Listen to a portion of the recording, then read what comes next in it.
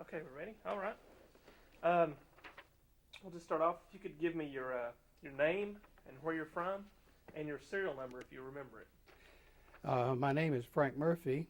I'm from Atlanta, Georgia. I was born in Atlanta, Georgia on September 9, 1921 at St. Joseph's Infirmary down on Cortlandt Avenue. I had two Army serial numbers. When I joined the Army and went into the aviation cadet program, I was given a serial number, 140907112, which was a enlisted man serial number while I was a cadet. When I was commissioned as an officer, my serial number was 270-926, I believe, something like that. Okay. What was life like here in Atlanta during your childhood? Well, it was wonderful. Atlanta was very much like a small town in those days, and the culture was one that today is almost extinct. It was a beautiful city. We had a very stable population of people who, for the most part, had been here, or whose families had been here for generations. Although we went to different schools, we knew virtually everybody our own age in the city. And although we were loyal to our individual schools, I would say our loyalty to our friends was even stronger, and our social life crossed all of those borders. It was a wonderful time to be alive and living in a wonderful city. Tell me a little bit about the public feeling about things in Europe before Pearl Harbor. Well, we were aware of the war clouds that had been gathering over Europe before World War II, and of course it started in September 1939, which was a little more than 2 years before the Pearl Harbor attack. So we were very much aware of it and the possibility that eventually we might be drawn into it. There was a very strong sentiment in this country by some people who were considered isolationists that we should not become involved in World War II, but we were very much aware of it. And then tell me about December 7th, 1941 from your perspective. On December 7, 1941, I was a student at Emory University. I was in my third year. And it came as an incredible shock to all of us, because although we were aware of the United States government's concerns for Japanese activities in the Pacific and Pacific Rim and the war in China that they were involved in, we did not at all expect that they would make such a dastardly sneak attack on us, or that they could possibly do the damage that they actually did to our fleet in Pearl Harbor. So I would say that it was very much a shock, and of course a complete outrage to all Americans. And the other thing I think we can say is that although there was a fairly considerable opposition to our becoming involved in the war before Pearl Harbor, once it happened, all of the dissenters became silent, and we were a solid nation dedicated to going on to win.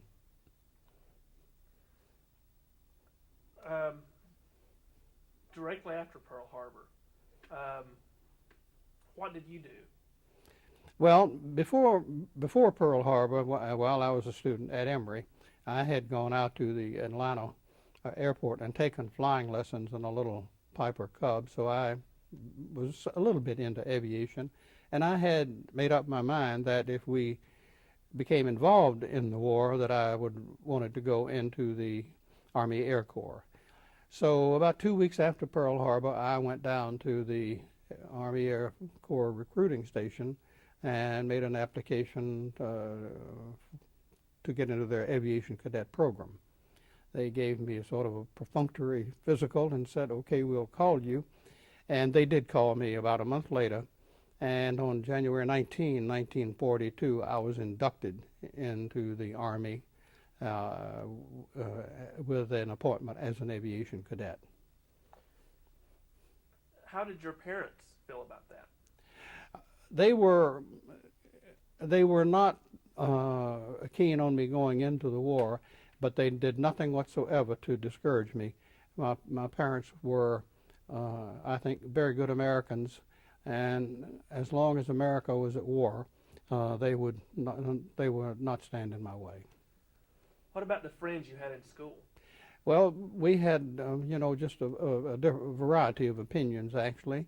We knew that it was going to be a long war because of the fact that not only had Pearl Harbor happened, but 2 days later the Germans declared war on the United States.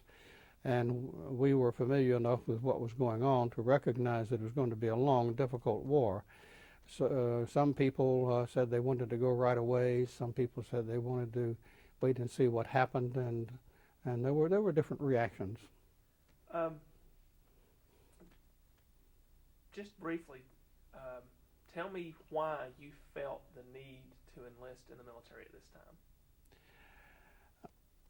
I think I was one of just thousands, hundreds of thousands, perhaps millions of young Americans who felt that it was something we ought to do. So you went into the aviation cadet program. I went into the aviation cadet program. I was sent to the reception center at Maxwell Field, which now is Maxwell Air Force Base, in Montgomery, Alabama. And I was there for the pre-flight instruction and for assignment to one of the programs that we would eventually be sent to. It was interesting because I thought, like most of the young aviation cadets going into the Air Corps in those days, that I would be a pilot. Most everybody who went into the Air Corps wanted to be a pilot first and a fighter pilot second, because the exploits of the British Royal Air Force in the Battle of Britain were very dramatic, and fighter pilots were heroes. As it turned out, however, I had a problem with depth perception with my eyes, and so they set me aside after I'd been there for about a month. And my attack officer came to me and said, "We don't know what will eventually happen in your case, but if you will consider it, we would like to appoint you, send you to navigation school. We're in just as desperate need of navigators as we are pilots." And since I had done a little bit of cross-country navigation flying before the war, and I thought it was very interesting, and I knew that I would be given a commission as an officer, I thought about it for about 24 hours, and then I told them I would do it. And they put me in a group of people who were going to the Army Air Corps Navigation School at Turner Field in Albany, Georgia, and that's where they sent me. Tell me just a little bit about your training there. Well, navigation is as much desk work as it is flying work. So our training at the navigation school was mostly classroom work. We were in school from about 8 o'clock in the morning till late in the afternoon because we studied celestial navigation. We had night classes so that we could go out and look at the sky and study the stars. But then, of course, we had training flights where we put what we learned in our classrooms into practice in airplanes. So it was about I think, as I recall, it was about a 16-week program. And after you graduated, what then? I graduated in class 42-9 from the navigation school at Turner Field, and I was immediately assigned to the Army Air Force's Combat Crew School at Hendricks Field in Sebring, Florida, and that's where I went. I was in Sebring for about 5 or 6 weeks, and then I was sent to the 2nd Air Force in Salt Lake City, which was the training command for B-17 air crews. So you're trained as an air crewman for a B-17. I was trained as a navigator for B-17. At this point in the training, what was going through your head? Were you apprehensive? Were you ready to go? Oh, I think we were both. I think we were apprehensive because we really didn't know what to expect. But I think we were anxious to go and to be involved. We really didn't know any better, I suppose. But I would say we were both apprehensive, but ready to go. So then they sent you to England. Well, first, of course, I was assigned to the 100th Bomb Group, and after I'd gone to Salt Lake City, they sent me to Gowan Field in Boise, Idaho, and I was assigned as a navigator to one of the B-17 crews of the 100th Bomb Group, which had just been activated. And I spent the next 6 or 7 months in training with the 100th Bomb Group at various places. We were at Gowan Field, we were at Wendover, Utah, we were at Casper, Wyoming, we were at Sioux City, Iowa. So we had about 5 or 6 months of practice training, bombing, gunnery, all the navigation flights, getting ready for an overseas assignment. Of course, we had no idea where they would send us. But in May of 1943, they sent the 100th Bomb Group to England to become a part of the 8th Air Force that was flying out of England. Did it bother you or any of your wingmates at all that you had been attacked by Japan, and that's sort of the reason you'd signed up, and then suddenly they were sending you to Europe? No, I don't think so. Of course, there was total and complete outrage that the Japanese had attacked us so sneakily and without warning. But you know, those are the things that happened when in wars. But Germany had also declared war on us, and of course, I think it was the judgment of our government, our political leadership, that the war in Europe would be the one that they would concentrate on first, and so that's one of the reasons, I suppose, why they had such a large build-up of the 8th Air Force. But the fact that I went to England rather than to the Pacific made no difference to me. Tell me about England. Well, Wartime England was a very interesting place. There were uniforms of every kind there, because all of the people who had run away from the countries in Europe and fled to England to become a part of the war were there. There was a lot of course, wartime austerity. The food was meager and plain and not terribly interesting. The people were, as always, wonderful, and they were good to us, and I enjoyed it. How soon after you arrived there did they put you to flying combat missions? It was about 3 weeks.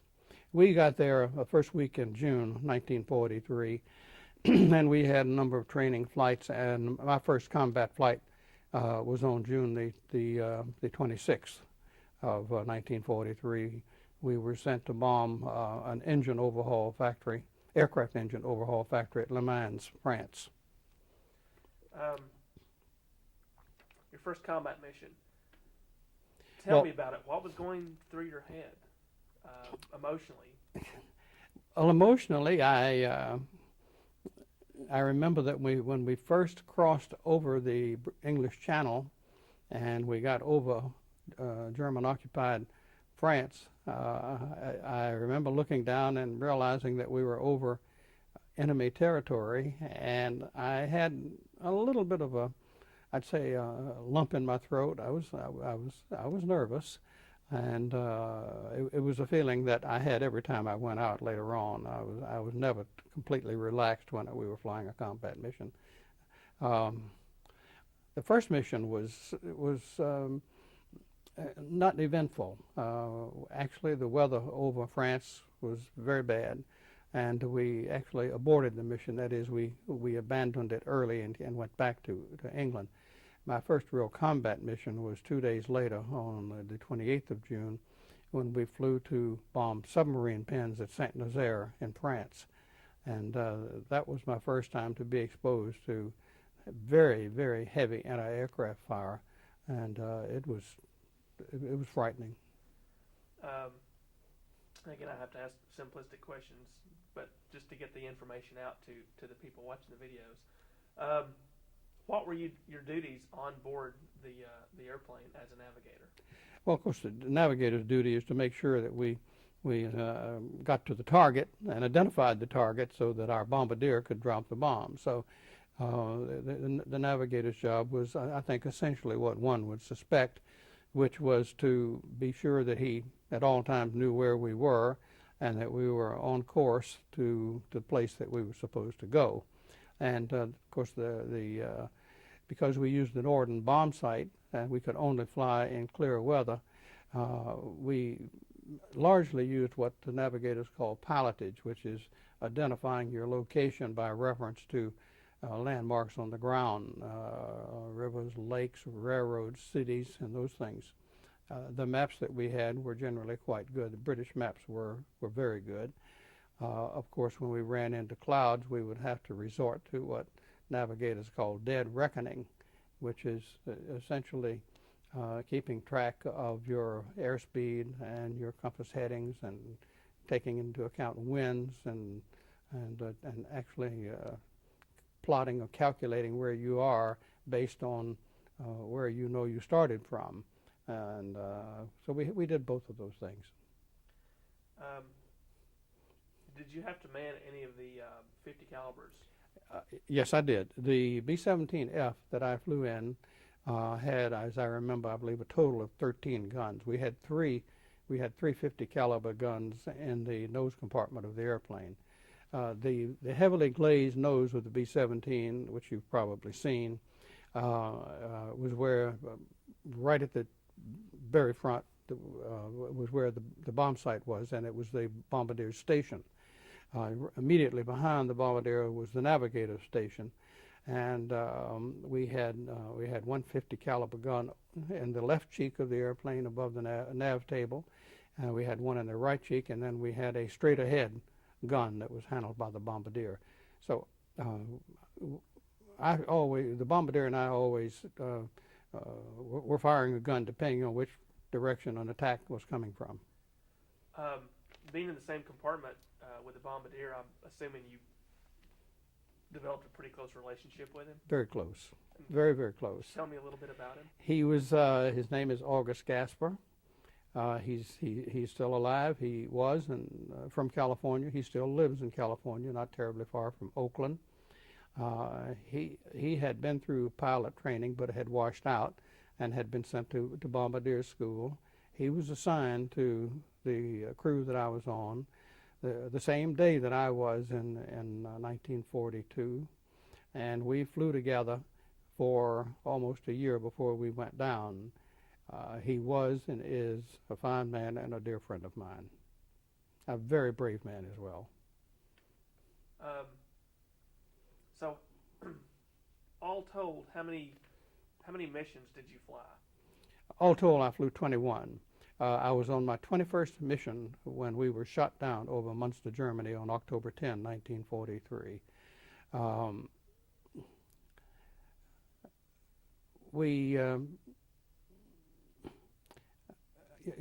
was on my 21st mission. Would you mind telling me a little bit about that 21st mission?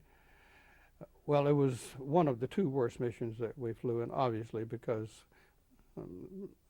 probably the most dreadful thing that one could expect was to be shot down. We always knew it was possible, but being young and thinking that we were immortal, we always figured that they might get everybody else, but they wouldn't get us. What happened is that we were sent to attack the city of Munster, Germany. There was installations there that we were after. My particular group was after the railroad marshalling yards. It was a rail center for northern Germany, and all of the rail traffic coming out of the Ruhr and going to northern Germany passed through that city. The lead wing, in those days in the 8th Air Force, was 3 bomb groups. The 13th Combat Wing that we were a part of in the 100th Group was comprised of the 95th Bomb Group, the 100th Bomb Group, and the 390th Bomb Group. We were the lead wing into the target that day. There were approximately 245 or 50 B-17s that were dispatched to fly the mission, but the 13th Combat Wing was the first group over the target. The Germans, as usual, had lots of advance notice that we were coming because they had early warning radar that was able to pick us up as soon as we took off in England and formed up to go to Europe. When we got to Munster, we had, I think, 46 airplanes in the wing. We had very heavy anti-aircraft fire, and as we reached our initial point, which was the point at which we started our bomb run, as we proceeded along our bomb run and got to the outer edge of the city, the anti-aircraft fire abruptly stopped, and we were immediately attacked by something over 200 German single-engine and twin-engine fighter aircraft that had been sent up to intercept us. They were already circling above the city at our altitude, ready to attack, and they did. We had a very bad day. My group, the 100th Bomb Group, went into the target area with 13 airplanes. 12 of the 13 were shot down. I was in one of the 12 that was shot down.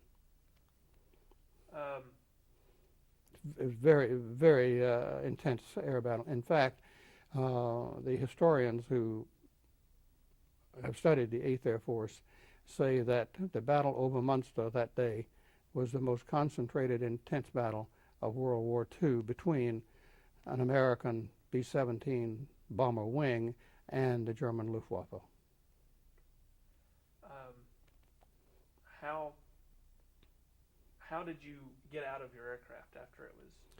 Well, after we had made our bomb run on the city and dropped our bombs, we made a sweeping left turn to go out to what we called our rally point, where we would reform with the other two bomb groups in the wing, the 95th Bomb Group and the 390th Bomb Group. As we were in our turn, two ME-109 or BF-109, I think is a more accurate designation for the airplane, came in behind us and got in some good shots, killed our tail gunner, and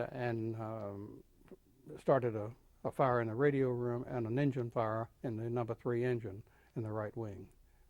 And it was clear that the airplane was out of control, and we were going to go down. I was firing a 50 caliber machine gun, the gun over the navigator's table, when there was a huge explosion behind me, and where a cannon shell had hit our airplane.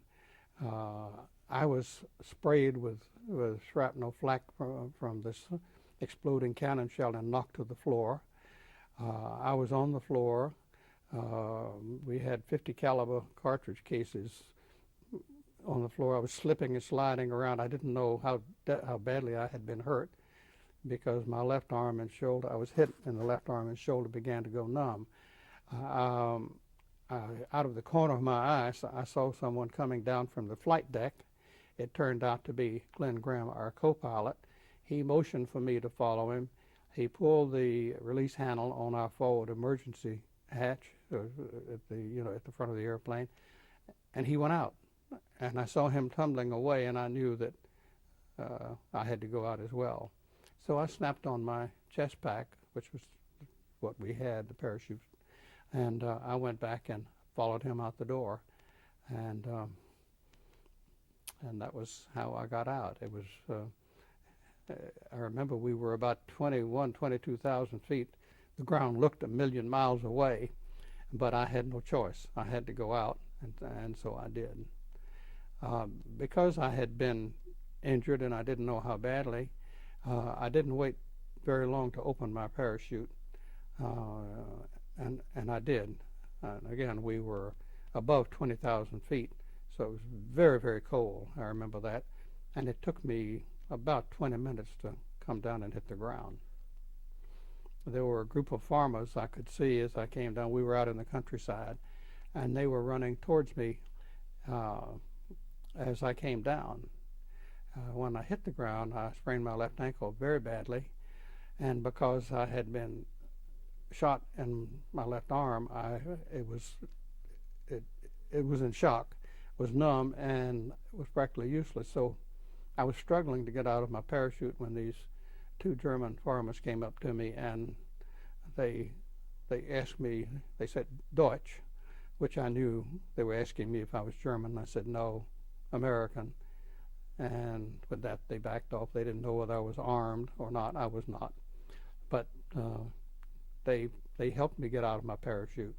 Finally, they saw that I was injured, and they took me to their farmhouse, which was a short walk away. And from that point? From that point, while I was in the farmhouse, one of the men went and alerted the local police, and in about 15 or 20 minutes, a German policeman came along, and he took me away. He had a pistol that he kept pointing at me, and he took me away. What was going through your mind when you realized that you had been captured? The first thing that went through my mind was the impact on my mother. I knew how much my mother here in Atlanta worried about me, and I knew that although I had survived, she would be getting a missing in action telegram from the War Department, and she would not know what happened to me. And I remember that I was very concerned about my mother, more than about myself. Let me go ahead and swap the tape. Okay, we're going to swap the tapes Okay. real quick.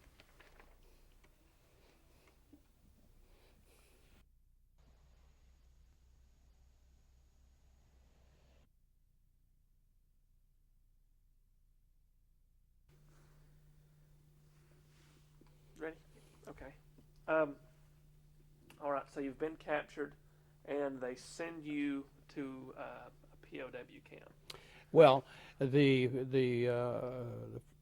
first night I was captured, I was taken to a German Air Force airfield at Munster, Handorf, which is just northeast of the city of Munster, and that was a collection point for all of the American prisoners that had been, the American flyers who had been captured that day.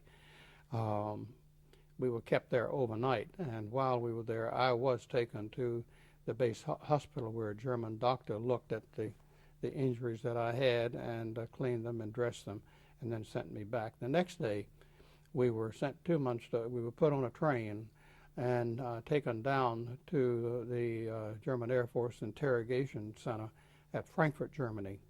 And that was about a one-day ride, and when we got there, we were put in solitary confinement so that we could be individually questioned by the Germans.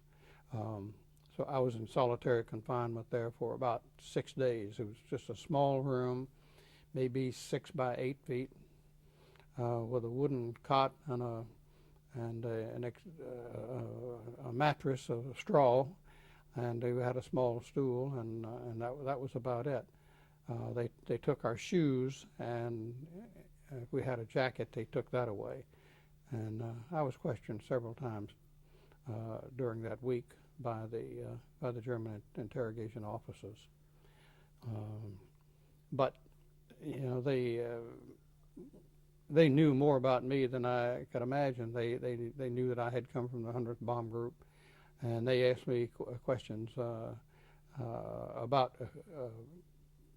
Because I was a navigator, a particular piece of equipment, which was a G-box. It was an electronic navigation instrument that the 8th Air Force used, but I had never used it, and I legitimately told them I have no idea what you're talking about. So then after several days there, we were put in boxcars. I was taken to Stalag Luft 3, which was an Air Force prisoner of war camp at Sagen, which was about 90 miles east of Berlin in Poland, actually. And once you got to the camp,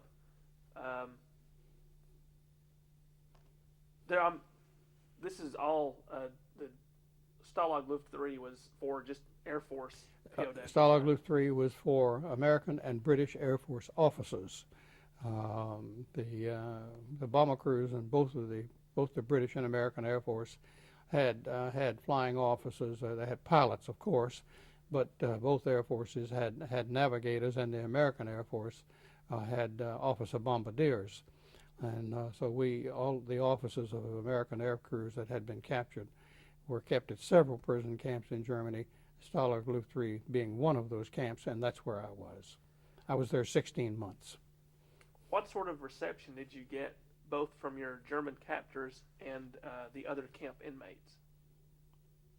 Well, the American POWs who were there, or many of whom I knew from either my training time before we went to England, or they were members of the 100th Bomb Group who had been shot down before I was shot down. And of course, the minute they saw us come in, some of them laughed and said, "Well, we've been expecting you. You're finally here," because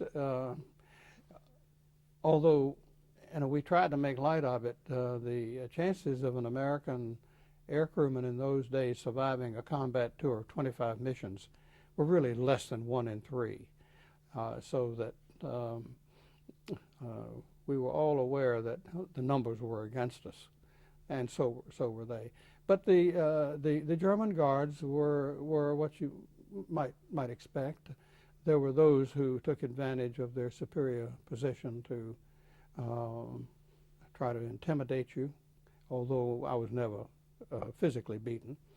There were others who were just doing their job and were indifferent. And then there was, of course, a third category of those who, in a way, would try to ingratiate themselves with you for one reason or another, probably to try to get information from you.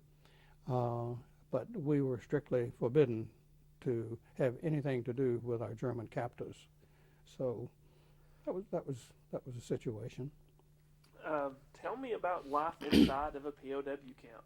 Sorry? Tell me about life inside of a POW camp. Well, for the first year that I was a prisoner of war, it was pretty austere, but it was adequate.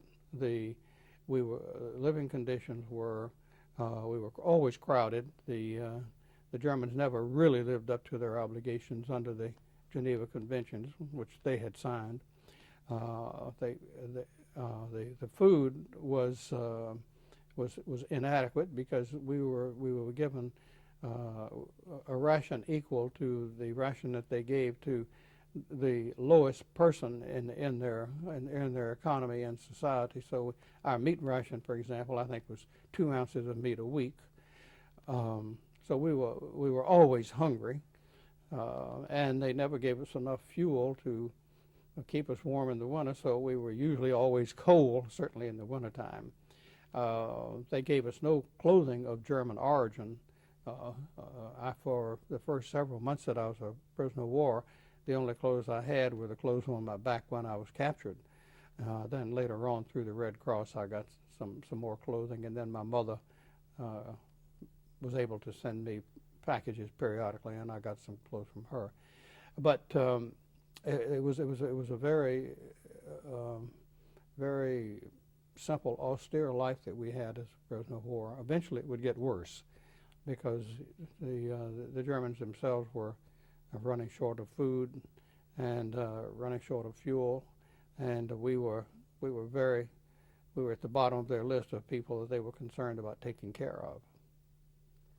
A lot of folks probably find it interesting that you actually got items from the outside world. Could you tell me a little bit about your contact with the outside world? Well, we didn't have any actual contact with the outside world, but of course, under the Geneva Convention, the International Red Cross in Switzerland was able to send a representative periodically to all of the prison camps in Germany to see how we were being treated and that sort of thing. So we had periodic visits from them, but we did not have any contact with the outside world, and of course we were confined and locked up all of the time. But we were able to send and get mail from home. We were permitted to send, as I remember, 2 letters and 3 postcards a month to our families, and we were entitled to receive mail.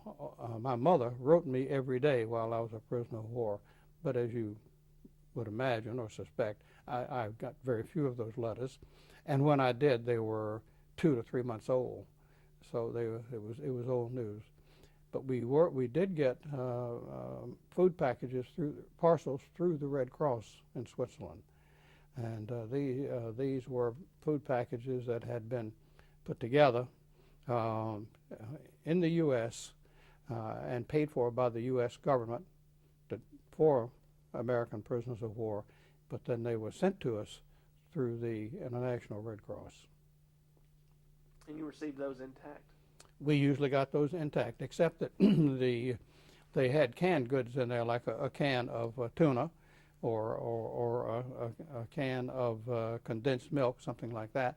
And the Germans, to make sure that we did not hoard those things, they would take an ice pick or a screwdriver or something, and they would stab a hole in the can so that if you didn't use it right away, the food would spoil. So that's how they kept us from hoarding food for escape purposes.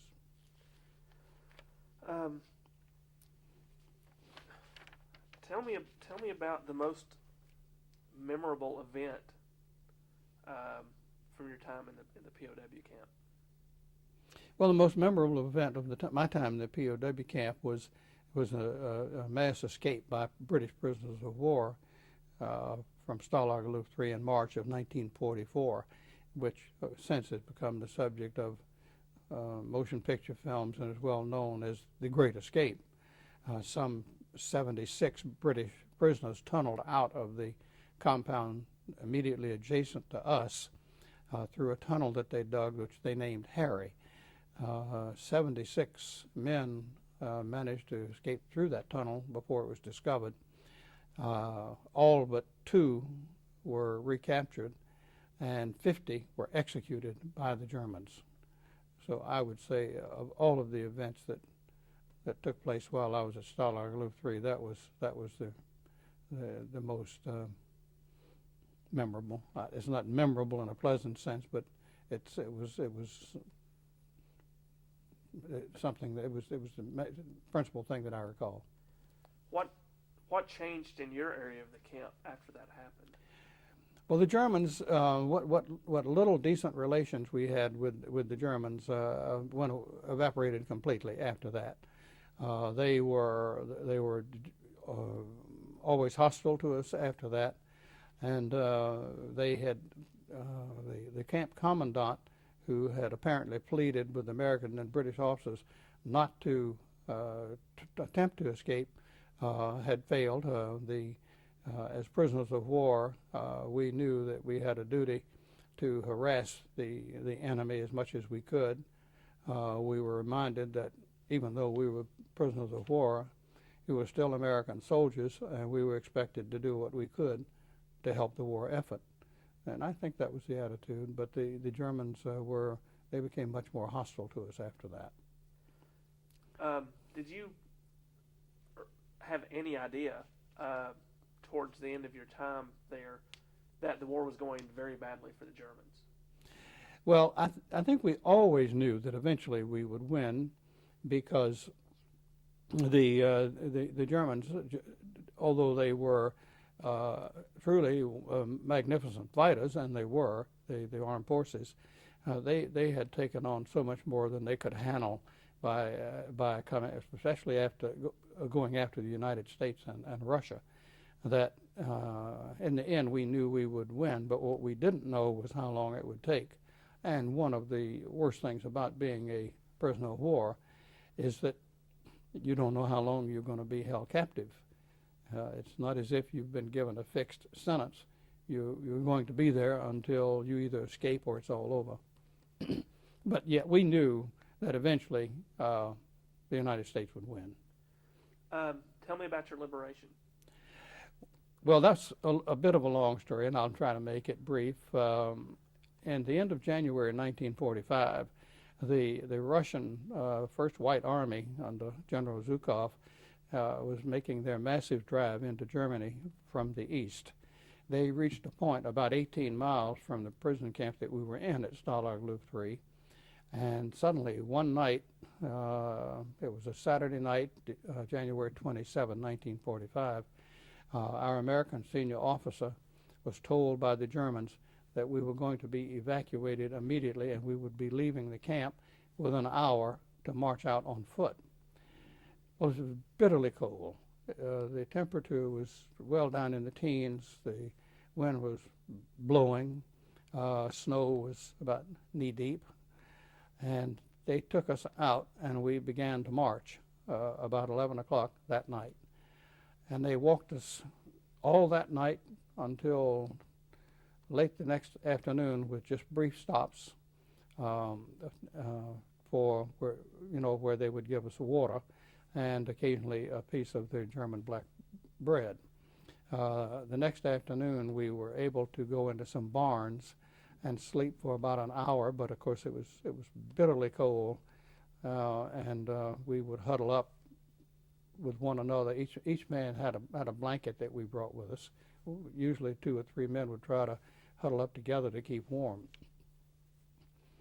We were there for maybe 2 hours, and then they turned us out, and we walked all again that night. It was a very long, very agonizing march that we were involved in. It was several days out in the open. We did finally spend one night in an abandoned factory where we were able to get in from the outside, but it was still cold. Finally, we got to a town called Spremberg, where they loaded us into these small European boxcars, the 40 and 8s, 40 being 40 men, but actually they put anywhere from 60 to 70 of us in a car. They locked the doors, and we were on those trains for several days, traveling down to southern Germany. Finally, we ended up in a prison camp called Stalag 7A in Moosburg, Germany, and it was terribly overcrowded. By the end of the war, 3 months later, they had over 100,000 prisoners of war of all nationalities crammed together in a prison complex that had been built for 10,000. So you can see it was unbelievably overcrowded. The food was totally and completely inadequate. We had no bathing facilities, had no hot water of any kind. Our triple-decker bumps were infested with fleas, lice, and bed bugs, and it was just generally a very bad experience. But in late April, it was April 28th, we knew that the American Army was close by because some of our prisoners had claimed that they had seen an American tank patrol come up and reconnoiter on a hill not far from the camp, then turn around and leave. The next morning, elements of the American 14th Armored Infantry Division came in, and there was a firefight for about an hour, and then 2 American Sherman tanks came through the fence, and that was our last day as prisoners of war. That was April 29, 1945. How did you feel? Very emotional. We were finally going to be freed after all those months and years of having been held as POWs. It was, in many ways, it was hard to believe that we were finally going to be able to go home. How much time do we have left? 15 minutes. Okay, good.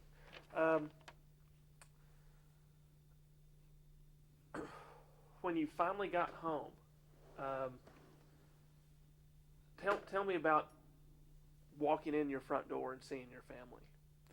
Well, when I finally after we were liberated, all the prisoners of war that in Germany, at least I believe all, but certainly a great number of us, were sent to Camp Lucky Stripe in Le Havre, Germany, which was a rehabilitation center for former prisoners of war, and we were not POWs anymore. We were called RAMPs, R-A-M-P-S, which was recovered Allied military personnel.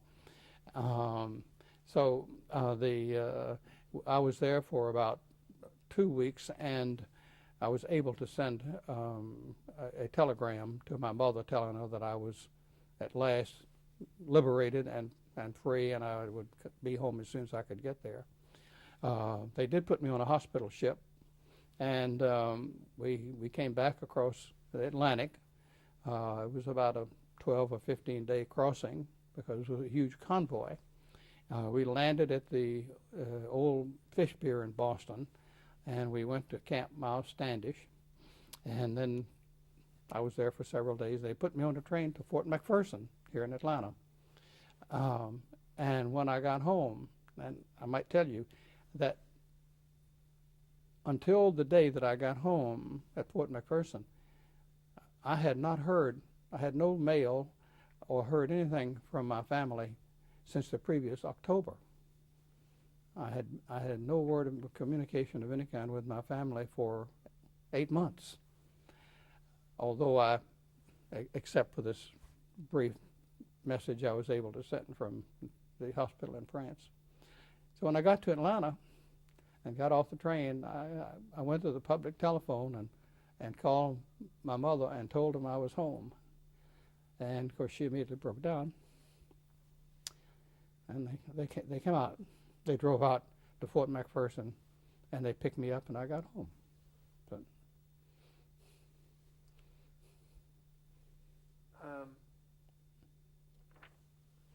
were you officially mustered out at that point? no, because the war in Japan was not over. I was given a very nice, I think I had a 30 days leave. They were very good to us, the men who had been prisoners of war, especially long-term prisoners of war. And so I had a long visit home, and then I was instructed to report to Kelly Field in San Antonio, Texas, for reassignment. And I went to Kelly Field, and I was there when the atomic bomb was dropped on, first atomic bomb was dropped on Japan in August of 1945. And that, of course, changed things, because then Japan immediately surrendered, and the war was over in Japan as well as Europe. I stayed out there for maybe another month or two, and then they told me that I had enough points to be discharged, and in due time I was sent to Greensboro, North Carolina, which was a separation center, and I was separated from the Air Force, and that was in January of 1946, almost 4 years to the day from the time I had signed up. What effect did serving in World War II have on you personally? I think it made me appreciate that I was fortunate to have been born in the greatest country in the world. What effect do you think it had on the nation as a whole? Well, I think the effect it had on the nation is that America, the United States of America, emerged from World War II as the leader of the free world. And it was a World War II that defined who was going to rule the world for the last half of the 20th century and perhaps beyond. And I don't think there's any question but that the United States has been the leader of the free world ever since the end of World War II.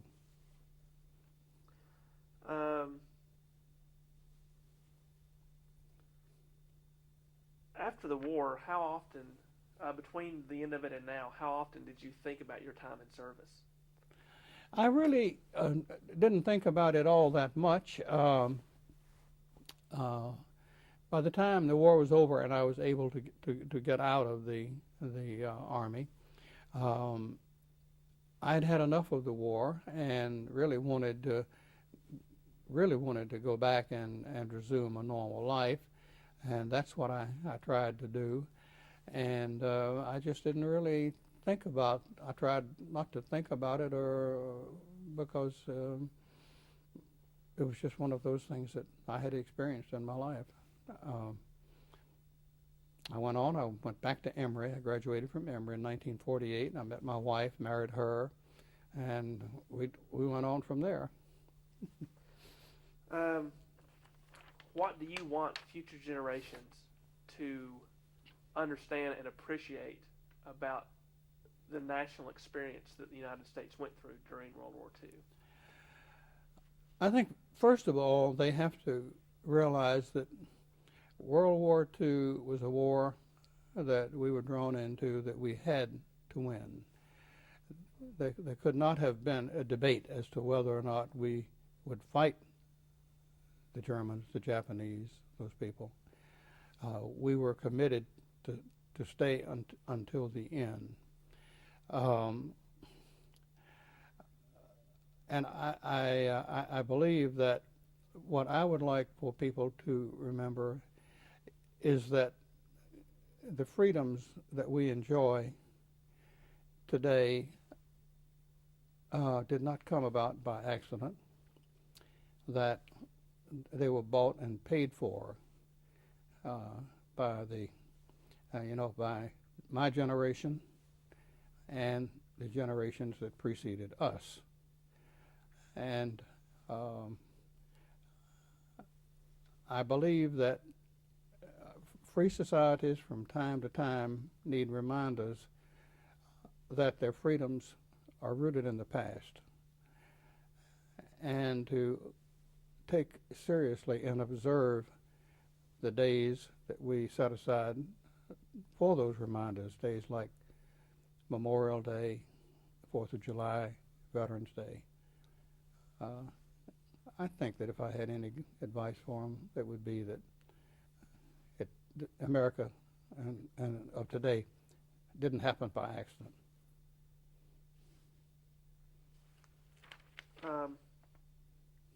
That was my next question, is if you could, because tens of thousands of school kids will see this, so if you I think finally I would say this, that one of our inalienable rights as Americans is to ignore or forget the past. It's only the tyrannies in this world who compel their people to remember the past, and for the most part, it's an evil or unsavory past. Americans can remember or forget the past as they wish, and their right to forget the past was one of the things that the men and women that I served with fought for. It's the right to forget us. And for that reason, I think the World War II generation deserves to be remembered.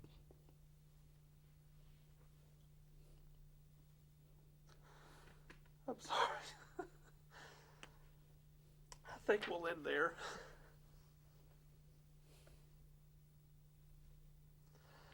Thank you so much for everything.